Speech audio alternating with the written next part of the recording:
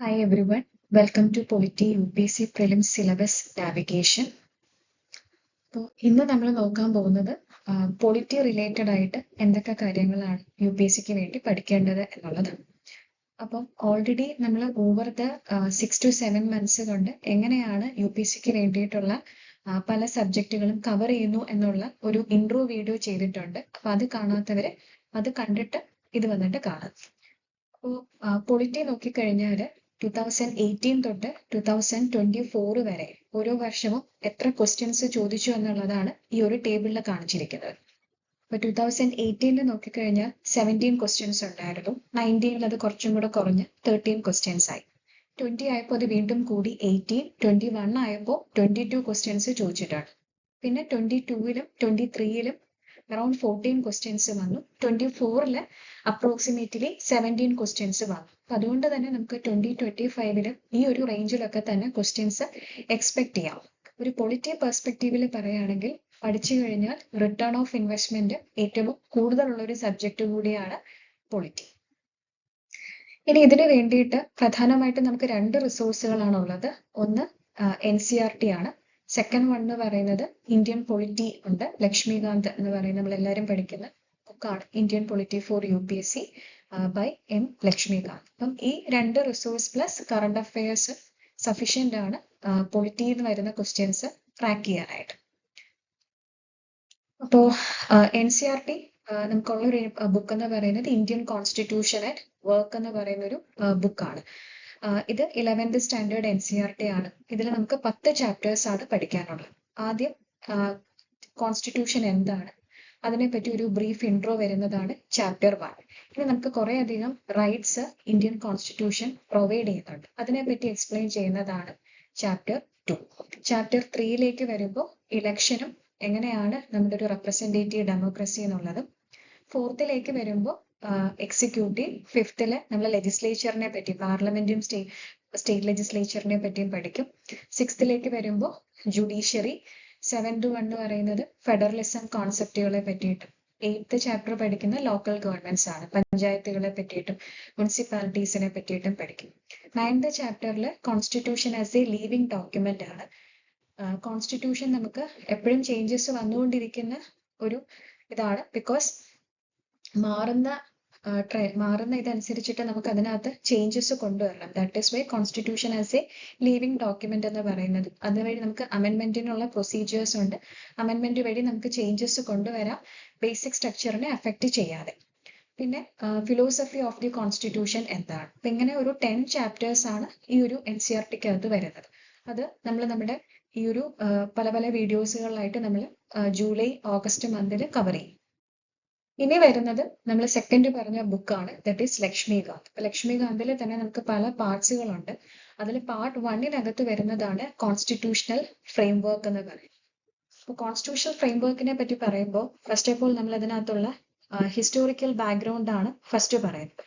Historical ബാക്ക്ഗ്രൗണ്ടിൽ നമ്മൾ discuss ചെയ്യുന്നത് ഒരു 1773 തൊട്ട് 1947 വരെ എന്തൊക്കെ കാര്യങ്ങൾ നടന്നു എന്നുള്ളതാണ്. 1773 തൊട്ട് 1858 വരെ ഇവിടെ കമ്പനി റൂളാണ് നിലവിലുണ്ടായിരുന്നത്. അത് കഴിഞ്ഞ് റിവോൾട്ട് ഓഫ് 1857 ശേഷം 1858 തൊട്ട് 1947 വരെ ക്രൗൺ റൂളാണ് ഉണ്ടായിരുന്നത്. അപ്പൊ അത്രയും ആക്ടുകളും റെഗുലേഷൻസും ഒക്കെയാണ് ഹിസ്റ്റോറിക്കൽ ബാക്ക്ഗ്രൗണ്ടിനകത്ത് പറയുന്നത്. Second one, making of the constitution. അതിനകത്ത് നമ്മൾ കോൺസ്റ്റിറ്റ്യൂന്റ് അസംബ്ലിയെ പറ്റി കൂടുതലായിട്ട് മനസ്സിലാക്കും. കോൺസ്റ്റിറ്റ്യൂന്റ് അസംബ്ലിയുടെ കോമ്പോസിഷൻ എങ്ങനെയാണ്, അതിന്റെ വർക്കിംഗ് എങ്ങനെയാണ്, എത്ര കമ്മിറ്റീസുകൾ അതിനകത്ത് ഉണ്ടായിരുന്നു, എങ്ങനെയാണ് കോൺസ്റ്റിറ്റ്യൂഷൻ നിലവിൽ വന്നത്, അതിൽ എന്തെങ്കിലും ക്രിറ്റിസിസം ഉണ്ടായിരുന്നു, അങ്ങനെയുള്ള കാര്യങ്ങളാണ്. തേർഡ് വൺ എന്ന് പറയുന്ന കോൺസ്റ്റിറ്റ്യൂഷന്റെ സാലിയൻ ഫീച്ചേഴ്സ് എന്തൊക്കെയാണെന്ന് നോട്ട് ചെയ്യും. ഫോർത്ത് വൺ എന്ന് പറയുന്നത് കോൺസ്റ്റിറ്റ്യൂഷന്റെ പ്രിയാമ്പിളിനെ പറ്റി കൂടുതലായിട്ട് പഠിക്കും. എന്തൊക്കെയാണ് പ്രിയാമ്പിളിനകത്തുള്ള കീവേഡ്സ് എന്നുള്ളതാണ്. കുറച്ചധികം കീവേഡ്സ് ഉണ്ട്. Socialist, secular, republic, democratic, justice, അങ്ങനെ കുറച്ചധികം കീവേഡ്സ് ഉണ്ട്. അത് ഓരോന്നും നമ്മൾ ഡീറ്റെയിൽഡ് ആയിട്ട് പറയും. എന്താണ് പ്രിയാമ്പിളിന്റെ സിഗ്നിഫിക്കൻസ്, പ്രിയാമ്പിൾ എന്ന് പറയുന്നത് കോൺസ്റ്റിറ്റ്യൂഷന്റെ പാർട്ട് ആണോ എന്നുള്ളത് ഡിസ്കസ് ചെയ്യും. ഇനി പ്രിയാമ്പിളിനെ നമുക്ക് അമെൻഡ് ചെയ്യാൻ പറ്റുമോ, അങ്ങനെ അമെൻഡ് ചെയ്യാൻ പറ്റുമെങ്കിൽ ഇതിനു മുമ്പ് അമെൻഡ് ചെയ്തിട്ടുണ്ട്, അങ്ങനെ എത്ര വട്ടം അമെൻഡ് ചെയ്തിട്ടുണ്ട്, അങ്ങനെയുള്ള കാര്യങ്ങളൊക്കെയാണ് പ്രിയാമ്പിൾ എന്ന് പറയുന്ന ഒരു പോർഷൻ അത് ഡിസ്കസ് ചെയ്യുന്നത്. പിന്നെ വരുന്നത് യൂണിയൻ ആൻഡ് ഇറ്റ്സ് ടെറിട്ടറി ആണ്. പാർലമെന്റിന് എങ്ങനെയൊക്കെ സ്റ്റേറ്റ്സുകൾ റീഓർഗനൈസ് ചെയ്യാനായിട്ട് പറ്റും, എങ്ങനെയാണ് സ്റ്റേറ്റുകൾ ഇപ്പൊ ഇന്ന് കാണുന്ന ഇത്രയും അധികം സ്റ്റേറ്റും യൂണിയൻ ടെറിട്ടറീസും ഒക്കെ ഇവോൾവ് ചെയ്തിട്ടുള്ള ഒരു ഹിസ്റ്ററിയെ പറ്റി നമ്മൾ കൂടുതലായിട്ട് അതിനകത്ത് ഡിസ്കസ് ചെയ്യും. സിക്സ്ത് ചാപ്റ്റർ എന്ന് പറയുന്നത് സിറ്റിസൺഷിപ്പ് ആണ്. സിറ്റിസൺഷിപ്പ് റിലേറ്റഡ് ആയിട്ട് കോൺസ്റ്റിറ്റ്യൂഷനകത്ത് എന്തൊക്കെ പ്രൊവിഷൻസ് ഉണ്ട്, പിന്നെ 1955 ഒരു സിറ്റിസൺഷിപ്പ് ആക്ട് വന്നിട്ടുണ്ട്. ഇന്ത്യയിൽ ഒരു സിംഗിൾ സിറ്റിസൺഷിപ്പ് ആണ്. നമ്മൾ പറഞ്ഞ സിറ്റിസൺഷിപ്പ് ആക്ട് 1955 തന്നെ പല അമെൻമെന്റ്സ് വന്നിട്ടുണ്ട്. അതിന്റെ ക്ലോസസ് നമ്മൾ പഠിക്കും. പിന്നെ വരുന്നത് ഫണ്ടമെന്റൽ റൈറ്റ്സ് ആണ്, which is the very important chapter. Fundamental rights, അതിനകത്തുള്ള ഫണ്ടമെന്റൽ റൈറ്റിന്റെ ഫീച്ചേഴ്സിനെ പറ്റി കൂടുതലായിട്ട് ഡിസ്കസ് ചെയ്യും. അതിനകത്ത് തന്നെ പല റൈറ്റുകളും നമുക്കുണ്ട്. റൈറ്റ് ടു ഇക്വാലിറ്റി ഉണ്ട്, റൈറ്റ് ടു ഫ്രീഡം ഉണ്ട്, റൈറ്റ് അഗെയിൻസ്റ്റ് എക്സ്പ്ലോയിറ്റേഷൻ ഉണ്ട്, റിലീജിയൻ ഉള്ളൊരു ഫ്രീഡം ഉണ്ട്, കൾച്ചറൽ ആൻഡ് എഡ്യൂക്കേഷണൽ റൈറ്റ്സ് ഉണ്ട്. ഇതെന്തെങ്കിലും വയലേറ്റ് ചെയ്ത് കഴിഞ്ഞാൽ നമുക്ക് കോൺസ്റ്റിറ്റ്യൂഷണൽ റെമഡീസ് ഉണ്ട്. അപ്പൊ അതിനകത്ത് നമ്മൾ പല ടൈപ്പിലുള്ള റിറ്റ്സിനെ പറ്റി പഠിക്കും. ആർമഡ് ഫോഴ്സിന് എല്ലാ ഫണ്ടമെന്റൽ റൈറ്റ്സും അവൈലബിൾ ആണോ, പിന്നെ മാർഷ്യൽ ലോ വന്നു കഴിഞ്ഞാൽ അവിടെ ഫണ്ടമെന്റൽ റൈറ്റുകളെല്ലാം നമുക്ക് കിട്ടുമോ, ഇനി എങ്ങനെയൊക്കെയാണ് ഫണ്ടമെന്റൽ റൈറ്റ്സ് വരുന്നത്, അതുപോലെ റൈറ്റ് ടു പ്രോപ്പർട്ടി ഒരു ഫണ്ടമെന്റൽ റൈറ്റ് ആണോ അതോ ആയിരുന്നോ, ഇന്ന് അതിന്റെ പൊസിഷൻ എന്താണ്, പിന്നെ ഫണ്ടമെന്റൽ റൈറ്റിന് എന്തെങ്കിലും എക്സെപ്ഷൻസ് ഉണ്ടോ, ഫണ്ടമെന്റൽ റൈറ്റിന് ഒരു ക്രിട്ടിക്കൽ ആംഗിളിൽ നോക്കി കാണേണ്ടതുണ്ട്, പിന്നെ മറ്റു ചില റൈറ്റ്സുകളെ പറ്റിയിട്ട് ഇതിനകത്ത് ഡിസ്കസ് ചെയ്യും. നെക്സ്റ്റ് 8th വണ്ണിനകത്ത് വരുന്നതാണ് DPSP. This is also very important, directive principles of state policy. അപ്പൊ ഇതിൽ ഡയറക്റ്റീവ് പ്രിൻസിപ്പിൾസിന് ഒരു ക്ലാസിഫിക്കേഷൻ നമ്മൾ പറയുന്നുണ്ട്. പിന്നെ കുറെ ഡയറക്റ്റീവ് പ്രിൻസിപ്പിൾസ് പിന്നെ അമെൻമെന്റുകളൊക്കെ കൊണ്ടുവന്നിട്ട് പുതിയതായിട്ട് ആഡ് ചെയ്തിട്ടുണ്ട്. എന്താണ് ഡയറക്റ്റീവ് പ്രിൻസിപ്പിൾസിന്റെ ഒരു നീഡ്, അതെവിടെയൊക്കെയാണ് അതിന്റെ യൂട്ടിലിറ്റി വരുന്നത്, ഈ ഫണ്ടമെന്റൽ റൈറ്റും ഡയറക്റ്റീവ് പ്രിൻസിപ്പിൾസ് ഓഫ് സ്റ്റേറ്റ് പോളിസിയും തമ്മിൽ എന്തെങ്കിലും കോൺഫ്ലിക്റ്റ് ഉണ്ടോ, എങ്ങനെയാണ് നമ്മൾ ഡയറക്റ്റീവ് പ്രിൻസിപ്പിൾസ് ഇംപ്ലിമെന്റ് ചെയ്തിരിക്കുന്നത്, അങ്ങനെയുള്ള കാര്യങ്ങൾ ഡിസ്കസ് ചെയ്യും. നെക്സ്റ്റ് വരുന്ന ഫണ്ടമെന്റൽ ഡ്യൂട്ടീസ് ആണ്. എത്ര ഫണ്ടമെന്റൽ ഡ്യൂട്ടീസ് ഉണ്ട്, അത് ഏതൊക്കെയാണ്, അതിന്റെ ഫീച്ചേഴ്സ് എന്തൊക്കെയാണ്, അതിന്റെ ഒരു ക്രിറ്റിസിസം നോക്കുക. ഇതുമായിട്ട് റിലേറ്റഡ് ആയിട്ട് നമുക്ക് 2 കമ്മിറ്റീസ് പഠിക്കാനുണ്ട്. ഒന്ന് സ്വരൺ സിംഗ് കമ്മിറ്റി റെക്കമെൻഡേഷൻസ്, മറ്റൊന്ന് വർമ്മ കമ്മിറ്റി റെക്കമെൻഡേഷൻസ്. നെക്സ്റ്റ് വരുന്നത് എങ്ങനെ നമുക്ക് കോൺസ്റ്റിറ്റ്യൂഷൻ അമെൻഡ് ചെയ്യാം. ഓൾറെഡി നമ്മൾ ഡിസ്കസ് ചെയ്തു constitution as a living document എന്ന് പറയുമ്പോൾ അതിനകത്ത് അമെൻമെന്റുകൾ വരുന്നത് കൊണ്ടാണ് അതൊരു ലീവിംഗ് ഡോക്യുമെന്റ് ആയിട്ട് നമ്മൾ പറയുന്നത്. അപ്പൊ എങ്ങനെയാണ് അമെൻമെന്റ്, അതിന് എന്തെങ്കിലും ഒരു പ്രൊസീജിയർ ഉണ്ടോ, അപ്പൊ എത്ര ടൈപ്സ് ഓഫ് അമെൻമെന്റ്സ് ആണ്, നമ്മൾ ഈ ഫോളോ ചെയ്യുന്ന അമെൻമെന്റ് പ്രൊസീജിയറിന് എന്തെങ്കിലും ക്രിറ്റിസിസം ഉണ്ടോ, അങ്ങനെയുള്ള കാര്യങ്ങൾ ഡിസ്കസ് ചെയ്യും. Next basic structure of the constitution, എങ്ങനെയാണ് ഈ ബേസിക് സ്ട്രക്ചർ വന്നത്, എന്തൊക്കെയാണ് ബേസിക് സ്ട്രക്ചറിന്റെ എലമെന്റ്സ് എന്നൊക്കെ ഉള്ളതാണ് ഇതിനകത്ത് വരുന്നത്. അപ്പൊ പാർട്ട് 1 നമുക്കൊരു 11 ചാപ്റ്റേഴ്സ് ആണ് വരുന്നത്. നെക്സ്റ്റ് പാർട്ട് 2 വരുമ്പോൾ സിസ്റ്റം ഓഫ് ഗവൺമെന്റ് ആണ് കൂടുതലായിട്ട് ഫോക്കസ് ചെയ്യുന്നത്. അതിൽ തന്നെ പാർലമെന്ററി സിസ്റ്റം ഉണ്ട്. അപ്പോൾ പാർലമെന്ററി ഗവൺമെന്റും ഉണ്ട്, പ്രസിഡൻഷ്യൽ ഗവൺമെന്റും ഉണ്ട്. അതിന്റെ ഫീച്ചേഴ്സ് എന്തൊക്കെയാണ്, ഓരോന്നിന്റെയും മെറിറ്റ്സും ഡീമെറിറ്റ്സും നോക്കും. ഇന്ത്യയിൽ എന്തുകൊണ്ടാണ് പാർലമെന്ററി സിസ്റ്റം അഡോപ്റ്റ് ചെയ്തത്, ഇന്ത്യയിലും ബ്രിട്ടനിലും പാർലമെന്ററി സിസ്റ്റം ആണ്, എന്നാൽ അവ തമ്മിൽ വ്യത്യാസമുണ്ട്. അപ്പൊ അതിനെ പറ്റിയിട്ട് കൂടുതലായിട്ട് നോക്കും. നെക്സ്റ്റ് വരുന്നത് ഫെഡറൽ സിസ്റ്റം ആണ്. ഫെഡറൽ സിസ്റ്റം വരുമ്പോൾ കോൺസ്റ്റിറ്റ്യൂഷന് കുറച്ച് ഫെഡറൽ ഫീച്ചേഴ്സും ഉണ്ട്, കുറച്ച് യൂണിറ്ററി ഫീച്ചേഴ്സും ഉണ്ട്. പിന്നെ അതിന്റെ ഒരു ക്രിട്ടിക്കൽ ആംഗിളിലും കൂടെ ഡിസ്കസ് ചെയ്യും. സെൻട്രൽ സ്റ്റേറ്റ് റിലേഷൻ വരുമ്പോൾ സെൻട്രലും സ്റ്റേറ്റും തമ്മിലുള്ള ലെജിസ്ലേറ്റീവ് റിലേഷൻസിനെ പറ്റിയിട്ടും അഡ്മിനിസ്ട്രേറ്റീവ് റിലേഷൻസിനെ പറ്റിയിട്ടും ഫിനാൻഷ്യൽ റിലേഷൻസിനെ പറ്റിയിട്ടും സെൻട്രൽ സ്റ്റേറ്റ് റിലേഷൻസിൽ എന്തൊക്കെയാണ് ട്രെൻഡ്സ് എന്നുള്ളതും ഒക്കെയാണ് ഡിസ്കസ് ചെയ്യുന്നത്. നെക്സ്റ്റ് വരുന്ന ഇന്റർ സ്റ്റേറ്റ് റിലേഷൻസ് ആണ്. ഇതിൽ നമ്മൾ മെയിൻലി രണ്ട് സ്റ്റേറ്റുകൾ തമ്മിൽ എന്തെങ്കിലും വാട്ടർ ഡിസ്പ്യൂട്ടുകൾ നിലനിൽക്കുന്നുണ്ടോ, ഇന്റർ സ്റ്റേറ്റ് കൗൺസിലിനെ പറ്റി കൂടുതലായിട്ട് പഠിക്കും. ഇന്റർ സ്റ്റേറ്റ് ട്രേഡ് ആൻഡ് കൊമേഴ്സിനെ പറ്റിയിട്ടും കൂടുതലായിട്ട് ഡിസ്കസ് ചെയ്യും. 16th ചാപ്റ്റർ എമർജൻസി പ്രൊവിഷൻസ് ആണ്. ഇതിനകത്ത് നമ്മൾ നാഷണൽ എമർജൻസിയെ പറ്റിയിട്ടും പ്രസിഡൻസ് റൂളിനെ പറ്റിയിട്ടും ഫിനാൻഷ്യൽ എമർജൻസിയെ പറ്റിയിട്ട് ഡിസ്കസ് ചെയ്യും. ഇന്ത്യയിൽ ഇതിനു മുമ്പ് ഫിനാൻഷ്യൽ എമർജൻസീസ് എപ്പോഴെങ്കിലും വന്നിട്ടുണ്ടോ, ഈ എമർജൻസി പ്രൊവിഷൻസിന് എന്തെങ്കിലും ക്രിറ്റിസിസം നിലനിൽക്കുന്നുണ്ടോ, അങ്ങനെയുള്ള കാര്യങ്ങളായിരിക്കും ഡിസ്കസ് ചെയ്തത്. പാർട്ട് 3 വരുമ്പോൾ നമ്മൾ ഫോക്കസ് ചെയ്യുന്നത് സെൻട്രൽ ഗവൺമെന്റിലോട്ടാണ്. അതിൽ ആദ്യം വരുന്നത് പ്രസിഡന്റ് ആണ്. പ്രസിഡന്റിനെ പറ്റി പറയുമ്പോൾ എങ്ങനെയാണ് പ്രസിഡന്റിനെ ഇലക്ട് ചെയ്യുന്നത്, പ്രസിഡന്റിന് എന്തൊക്കെയാണ് ക്വാളിഫിക്കേഷൻ, പ്രസിഡന്റിന്റെ ഓത്ത് ആൻഡ് കണ്ടീഷൻസ് എങ്ങനെയാണ്, പ്രസിഡന്റിന് എത്ര നാളാണ് ടേം, എങ്ങനെയാണ് പ്രസിഡന്റിനെ നമ്മൾ ഇംപീച്ച് ചെയ്യുന്നത്, എങ്ങനെയൊക്കെ അവിടെ വേക്കൻസി വരാം, പിന്നെ പ്രസിഡന്റിന് പല പവേഴ്സും ഫങ്ഷൻസും ഉണ്ട്, അതിനെ ഡിസ്കസ് ചെയ്യും. പ്രസിഡന്റിന്റെ ഏറ്റവും ഇമ്പോർട്ടന്റ് ആയിട്ടുള്ള ഓർഡിനൻസ് മേക്കിംഗ് പവറിനെ പറ്റി ഡിസ്കസ് ചെയ്യണം. പാർഡനിങ് പവർ ഉണ്ട്. പിന്നെ എന്താണ് പ്രസിഡന്റിന്റെ കോൺസ്റ്റിറ്റ്യൂഷണൽ പൊസിഷൻ എന്ന് നോക്കും. അത് കഴിഞ്ഞ് വൈസ് പ്രസിഡന്റ്. പ്രസിഡന്റിന്റെ പോലെ തന്നെ ഇലക്ഷൻസും ക്വാളിഫിക്കേഷൻ ടേം ഓഫ് ഓഫീസ് പിന്നെ ഇവിടെ നമ്മളൊരു ഇന്ത്യൻ വൈസ് പ്രസിഡന്റും അമേരിക്കൻ വൈസ് പ്രസിഡന്റും തമ്മിലുള്ള ഒരു കമ്പാരിസൺ കൂടി വരുന്നുണ്ട്. പ്രൈം മിനിസ്റ്ററിലേക്ക് വരുമ്പോൾ എങ്ങനെയാണ് പ്രൈം മിനിസ്റ്ററിന്റെ അപ്പോയിന്റ്മെന്റ്, എന്തൊക്കെയാണ് ഫംഗ്ഷൻ, പ്രൈം മിനിസ്റ്ററിന്റെ റോൾ ഡിസ്ക്രിപ്ഷൻസ് കൂടി വരുന്നുണ്ട്. പിന്നെ വരുന്നത് സെൻട്രൽ കൗൺസിൽ ഓഫ് മിനിസ്റ്റേഴ്സ് ആണ്. സെൻട്രൽ കൗൺസിൽ ഓഫ് മിനിസ്റ്റേഴ്സിൽ എന്തൊക്കെയാണ് അതിനുള്ള കോൺസ്റ്റിറ്റ്യൂഷണൽ പ്രൊവിഷൻ, എങ്ങനെയാണ് മിനിസ്റ്റേഴ്സിനെ അപ്പോയിന്റ് ചെയ്യുന്നത്, അവരുടെ റെസ്പോൺസിബിലിറ്റി എന്താണ്, ക്യാബിനറ്റിന്റെ റോൾ എന്താണ്, കിച്ചൺ ക്യാബിനറ്റ് എന്താണ്, അങ്ങനെയുള്ള ടേംസ് ആണ്. പിന്നെ വരുന്നത് ക്യാബിനറ്റ് കമ്മിറ്റീസ് ആണ്. എന്താണ് ക്യാബിനറ്റ് കമ്മിറ്റി, എത്ര ക്യാബിനറ്റ് കമ്മിറ്റീസ് ഉണ്ട്, അവരെന്താണ് ചെയ്യുന്നത്, അങ്ങനെയുള്ള കാര്യങ്ങൾ. നെക്സ്റ്റ് ഇമ്പോർട്ടൻറ്റ് ചാപ്റ്റർ ആണ് പാർലമെന്റ്. പാർലമെന്റിലേക്ക് വരുമ്പോൾ പാർലമെന്റിന്റെ ഓർഗനൈസേഷൻ അറിയാം. രാജ്യസഭയും ലോക്സഭയും ഉണ്ട്. ലോക്സഭയിലേക്ക് എങ്ങനെയാണ് ഇലക്ഷൻ വരുന്നത്, രണ്ട് ഹൗസുകളുടെയും ഡ്യൂറേഷൻ എങ്ങനെയാണ്, പിന്നെ മെമ്പർഷിപ്പ് ഓഫ് പാർലമെന്റ് എങ്ങനെയൊക്കെയാണ്, പാർലമെന്റിന്റെ പ്രിസൈഡിംഗ് ഓഫീസേഴ്സിനെ പറ്റി, സ്പീക്കറിനെയും ചെയർമാനെ പറ്റിയിട്ടും കൂടുതലായിട്ട് പഠിക്കും.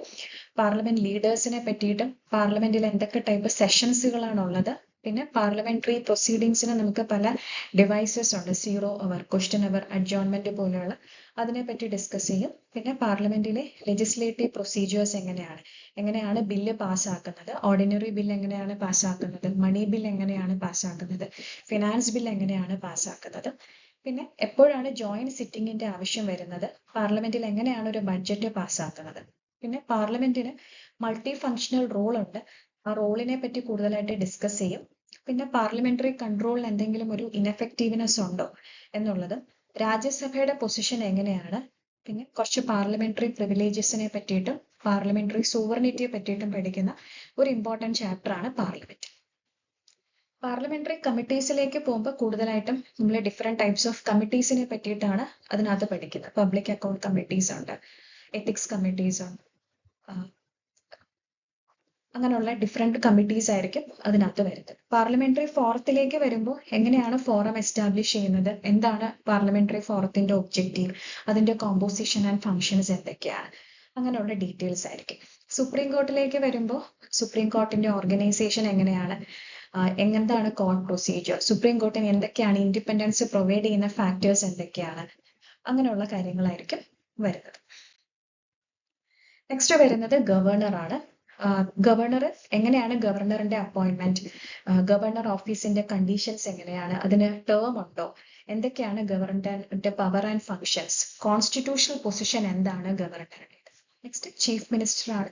ചീഫ് മിനിസ്റ്ററിന്റെ അപ്പോയിന്റ്മെന്റിനെ പറ്റിയിട്ട് oath, term and salary, chief മിനിസ്റ്ററിന്റെ പവർ ആൻഡ് ഫങ്ഷൻ തുടങ്ങിയ കാര്യങ്ങളായിരിക്കും ഗവർണർ എന്ന് പറയുന്ന ഒരു ചാപ്റ്ററിൽ വരുന്നത്. This is also an important chapter. Chief മിനിസ്റ്ററിലേക്ക് വരുന്നത് സെയിം തന്നെയാണ്. ചീഫ് മിനിസ്റ്ററിന്റെ appointment, powers and function, relationship with governor.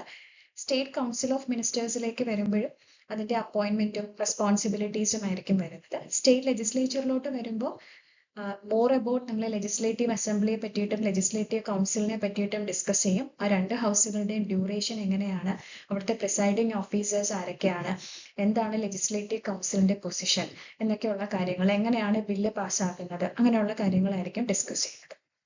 ഹൈക്കോർട്ടിലേക്ക് വരുമ്പോൾ ഹൈക്കോർട്ടിന്റെ ഇൻഡിപെൻഡൻസും എന്താണ് ഹൈക്കോർട്ടിന്റെ ജൂറിസ്ഡിക്ഷൻ ആൻഡ് പവേഴ്സ് എന്നുള്ളതായിരിക്കും ഡിസ്കസ് ചെയ്യുന്നത്. പിന്നെ സബോർഡിനേറ്റ് കോർട്സിലേക്ക് വരുമ്പോൾ കൂടുതലായിട്ടും ഡിസ്ട്രിക്ട് കോർട്ടിനെ പറ്റിയിട്ടും ഫാമിലി കോർട്ടിനെ പറ്റിയിട്ടും ബാക്കി അത് സബോർഡിനേറ്റ് കോർട്ട് ലെവലിലുള്ള ഐറ്റംസ് ആയിരിക്കും ഡിസ്കസ് ചെയ്യുന്നത്.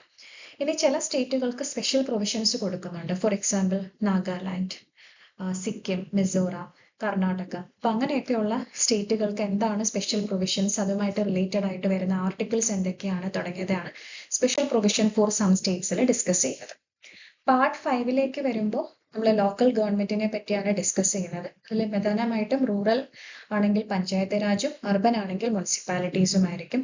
അത് എങ്ങനെയാണ്, ഏത് ആക്ടിന്റെ ഭാഗമായിട്ടാണ് വന്നത്, കോൺസ്റ്റിറ്റ്യൂഷണൽ ആയിട്ട് വന്നത്, അതുമായിട്ട് റിലേറ്റഡ് ആയിട്ട് അവയുടെ ഫങ്ഷൻസ് എന്തൊക്കെയാണ്, ഏതെങ്കിലും ഷെഡ്യൂളുകൾ അതിന് വേണ്ടിയിട്ടുണ്ടോ, ഏതെങ്കിലും പാർട്ട് അതിന് വേണ്ടിയിട്ട് സ്പെസിഫിക് ആയിട്ടുണ്ടോ, അങ്ങനെയുള്ള കാര്യങ്ങളായിരിക്കും ഡിസ്കസ് ചെയ്യുന്നത്.